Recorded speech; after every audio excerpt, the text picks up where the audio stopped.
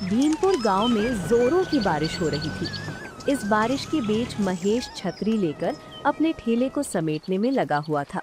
हे भगवान, थोड़ा कम बरसो, गरीब पर तो तरसो। मेरा सारा मसाला चिकन खराब हो जाएगा। एक काम करता हूँ, ये चिकन कुत्तों को डाल देता हूँ। वैसे भी अब ये खाने लायक तो बची नहीं। बेचारे बेजुबान जानवरों का पेट तो भर जाएगा। महेश ने ये कहा और उसके बाद उसके पास जितना भी मसाला चिकन था उसने कुत्तों को खाने के लिए दे दिया। महेश उसके बाद ठेला लेकर अपने घर की तरफ निकल गया। महेश भीगा हुआ घर के अंदर आता है। तभी उसकी पत्नी कुसुम उसके लिए तौलिया लेकर आती है और कहती है, जब इतनी तेज बारिश आ रही थी तो थोड़ी देर कहीं रुक जाते। इतनी बारिश में भीगते हुए आने की क्या जरूरत पड़ गई थी आपको? कैसी बात करती हो तुम? बारिश में सामान खराब होता है, इंसान नहीं। चलो अब जल्दी से कुछ अच्छा सा खाने के लिए लगा दो, बहुत तेज भूख लगी है। कैसी बात कर रहे हैं आप? रोज रात को तो हम आपका बचा हुआ मसाला चिकन खाते हैं ना। अब क्या बताऊं कुसुम, बारिश की वजह से मसाला चिकन में पानी पड़ गया था तो मैंने वो कुत्तों को डाल दिया। तुम जल्दी से कुछ और बना दो, मैं कपड़े बदल कर आता हूँ। महेश कपड़े बदल कर आ गया और कुसुम और महेश ने साथ में बैठकर खाना खाया। अगले दिन वो ठेला लेकर फिर से अपना मसाला चिकन बेचने के लिए निकल जाता है। काले बादल आज भी जोरों से गरज रहे थे। तभी एक औरत महेश के ठेले पर आती है और कहती है, अरे भैया, आपके मसाला चिकन की खुशबू तो बारिश में भी हमें आपके पास खींच कर ले आती है। कितनी बढ़िया खुशबू आ रही है आपके मसाला चिकन में से। वो तो आएगी ही ना, मैं अपनी दादी का स्पेशल मसाला जो डालता हूँ इसमें। महेश ने ये बोलकर एक डब्बा दिखाया जिसके अंदर कुछ मसाला रखा हुआ था। औरत ने वो देखा और कहा, भैया जरा मुझे भी बता दो, इस मसाले में क्या क्या डाला हुआ है आपने? मैं भी यही सब डालकर घर पर खाना बनाया करूंगी, क्योंकि मेरे पति को तो मेरे हाथों का खाना जैसे जेल का खाना लगता है। बहन जी, ये मेरी दादी की सीक्रेट रेसिपी है। अगर मैं आपको बता दूंगा कि ये कैसा बनता है तो क्या आप बारिश में भी मेरे हाथ का बना मसाला चिकन खाने के लिए आएंगी? माफ करना बहन जी, लेकिन ये मेरे खानदान का राज है, मैं आपको नहीं बता सकता। महेश ने ये बोला और उस औरत ने भी हंसकर बात को टाल दिया। थोड़ी ही दूरी पर किशन नाम का आदमी भी मसाला चिकन का ठेला लगाया करता था। उसका मसाला चिकन बहुत कम बिका करता था, जिसके कारण वो महेश के ठेले पर भीड़ लगी देखकर उससे जला करता था। अच्छा, तो इस महेश का मसाला चिकन बारिश में भी इतना अच्छा इसलिए बिक रहा है क्योंकि ये अपनी दादी का रहस्यमयी मसाला डालता है। कोई बात नहीं, अगर मैं ये मसाला ही गायब कर दूंगा तब इस गरीब का मसाला चिकन कैसे बनेगा, और अगर बनेगा नहीं तो बिकेगा कैसे? किशन के सर पर जैसे महेश का खानदानी मसाला चुराने का भूत सवार था। वो महेश के पास गया और कहने लगा, अरे भाई, बारिश की वजह से काम तो बिल्कुल धीमा हो गया है। कोई मसाला चिकन खाने के लिए आ ही नहीं रहा। लेकिन तेरे ठेले पर देख कितनी भीड़ लगी हुई है।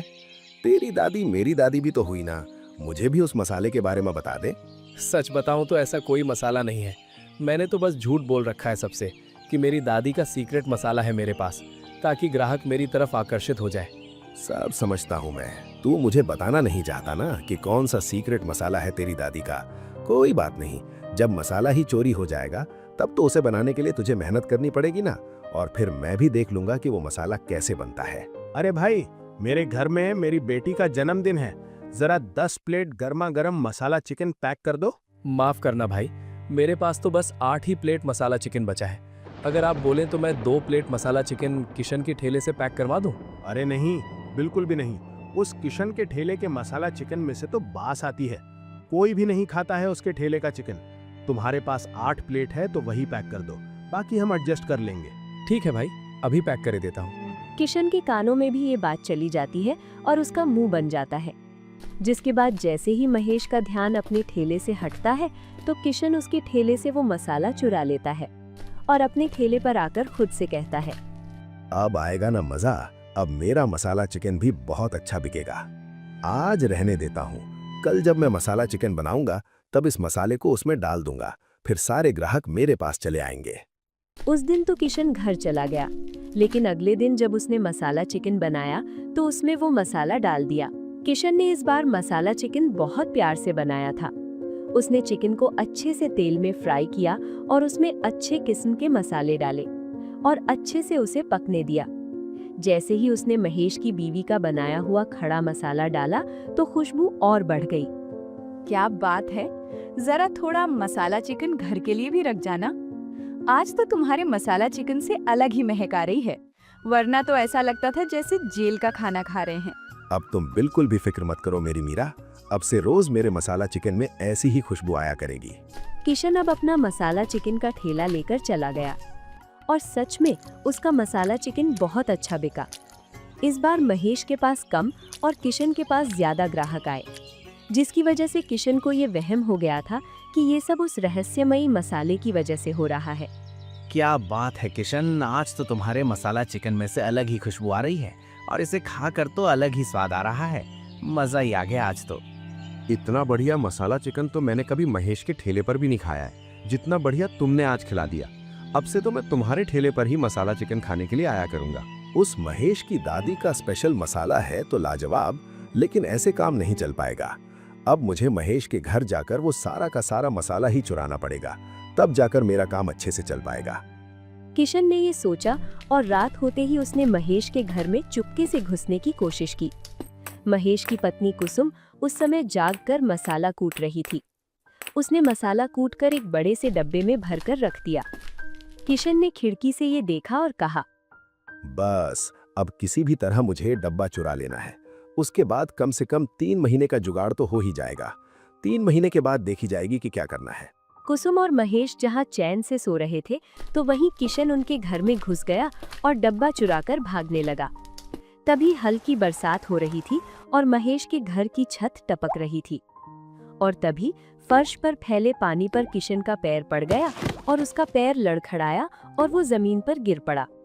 और उसके गिरने की आवाज सुनकर दोनों पति पत्नी की नींद खुल गई और किशन को जमीन पर गिरा हुआ देखकर महेश हैरानी से बोला, ये सब क्या है किशन? आधी रात को तुम मेरे घर में चोरी करने आए हो और चुराया भी तो क्या ये मसाले का डब्बा? तुम्हारा दिमाग तो ठीक है ना? ये कोई मामूली मसाले का डब्बा नहीं है, ये तुम्हारी दादी के सीक्रेट रेसिपी वाले मसाले का डब्बा है। इसकी वजह से ही तुम्हारा मसाला चिकन इतना अच्छा दिखता और इतना अच्छा बिकता है। बारिश में भी हर कोई केवल तुमसे ही मसाला चिकन खाने के लिए आता है। कैसी बात कर रहे हैं आप भाई साहब, इसमें कोई दादी के सीक्रेट रेसिपी वाला मसाला नहीं है। इसमें तो सिर्फ लौंग, काली मिर्च और कुछ खड़े मसाले हैं जो कि ये मुझसे पिसवाते हैं। हाँ किशन, अगर तुम प्यार से कोई भी चीज बनाओगे तो वो खुद ब खुद अच्छी बनेगी। और मैं पहले समझ गया था, जब पिछली बार मेरे ठेले से वो मसाले का डब्बा गायब हुआ था वो तुमने चुराया है, लेकिन मैंने तुम्हें कुछ नहीं कहा। और उसके अगले दिन जब तुम्हारे ठेले पर ग्राहक आए तो वो मसाले की वजह से नहीं आए थे, क्योंकि यही मसाला तुम्हारी पत्नी भी इस्तेमाल करती है, क्योंकि कुसुम ने पहले ही मीरा को इस मसाले की रेसिपी बता दी थी। लेकिन जब तुमने मसाला चुराने के बाद मसाला चिकन बनाया तो तुमने उसे इतने प्यार से बनाया कि वो अच्छी बन गई थी। इसका मतलब बारिश में तुम्हारा मसाला चिकन इस वजह से ज्यादा बिकता है क्योंकि तुम उसे दिल से और सच्चाई से बनाते हो। और मुझे ऐसा लगा कि सच में दादी का कोई मसाला है जिसकी वजह से तुम्हारे ठेले पर हर समय इतनी भीड़ लगी रहती है। मैंने तुमसे उस दिन भी सच ही बोला था कि ऐसा कोई मसाला नहीं है। हम लोगों को खाना खिलाकर उनका पेट भरते हैं। अगर हम वो खाना प्यार और दिल से बनाएंगे तो वो खुद ब खुद अच्छा बनेगा। बस इतनी सी बात को समझने की देरी है। जिसके बाद किशन को अब अपनी गलती का एहसास होता है और वो महेश और कुसुम से माफी मांगता है। अगले दिन से वो भी दिल से मसाला चिकन बनाया करता। अब बारिश का मौसम तो चला गया था, लेकिन महेश और किशन दोनों का मसाला चिकन बहुत अच्छा बिकने लगा। आप लोगों को ये कहानी कैसी लगी कमेंट करके बताएं और ऐसी कहानियों को सुनने के लिए वीडियो को लाइक करें और चैनल को सब्सक्राइब करें।